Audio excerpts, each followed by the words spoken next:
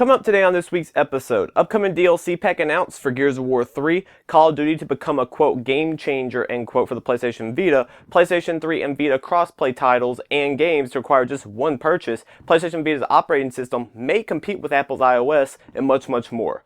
This is Nick's Gaming View.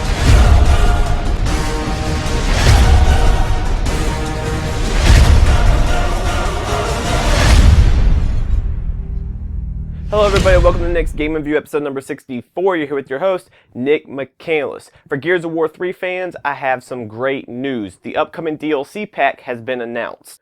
Set to launch on March 27th, roughly 2 months after the launch of Gears of War 3's previous DLC release, Phoenix Rising, Epic Games has announced the 4th DLC pack for Gears of War 3 titled The Forces of Nature, introducing 3 new maps, Aftermath, Artillery, and Cove, along with Rebirth in Jacinto and Raven Down. All maps are said to take place during or after a natural disaster. Along with introducing 5 maps to Gears of War 3, the Forces of Nature will bring back the highly requested Gears of War 2 game mode, Guardian. For those unaware of Guardian mode, 2 teams face off online in an action-packed battle with 1 leader appointed for each team.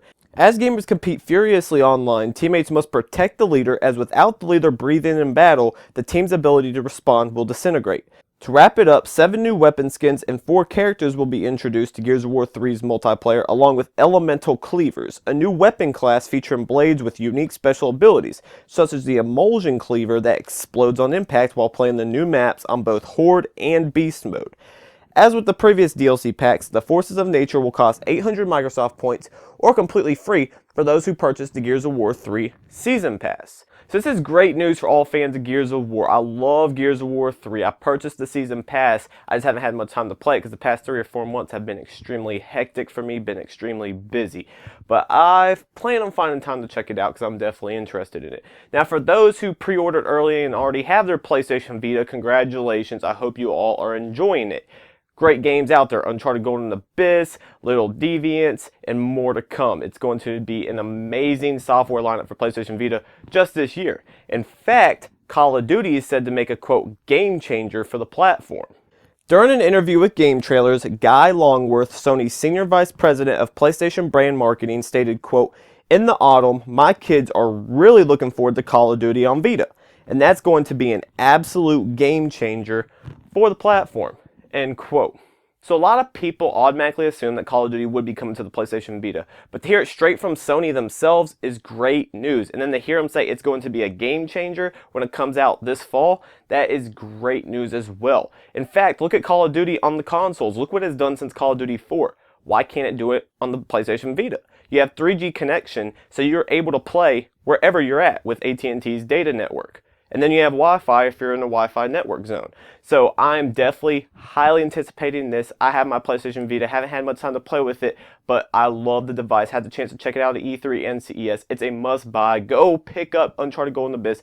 Cannot stress that enough. But while talking about the PlayStation Vita, games that support cross-play functionality with Vita and PS3, along with DLC, will require just one purchase. Revealed on Europe's official PlayStation blog, Chris Weatherhead, marketing manager for Sony Computer Entertainment Europe, announced, quote, "When you buy MotorStorm RC, you will be able to play on PS3 and PlayStation Vita at no additional cost.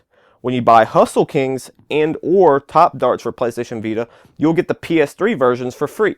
If you already own these games on PS3, you'll be able to download the PlayStation Vita version for free. If you purchase Wipeout 2048 and you already own Wipeout HD and the HD Fury DLC on PS3, you will be able to download them for free when they launch on PlayStation Vita later this spring. DLC purchase for the PS3 version of Ultimate Marvel vs. Capcom 3 can be used on the PlayStation Vita version for free and vice versa." End quote. This is great news, and especially to see third-party studios following the same mechanics. To see Ultimate Marvel vs. Capcom 3, PS3 DLC, along with Vita DLC integrate, which means if you buy it on PS3 or vice versa, it automatically transfers to the other platform without you having to pay a dime. That is great news, and that's a huge advantage to owning both the PlayStation 3 and the PlayStation Vita. So I definitely see Sony pushing this to kind of provide another advantage to owning a PlayStation 3 over the Xbox 360. You have your home console, your portable console, you buy it once, you've got it on both platforms. So great news, definitely looking forward to it. I can't wait to see where it goes from here.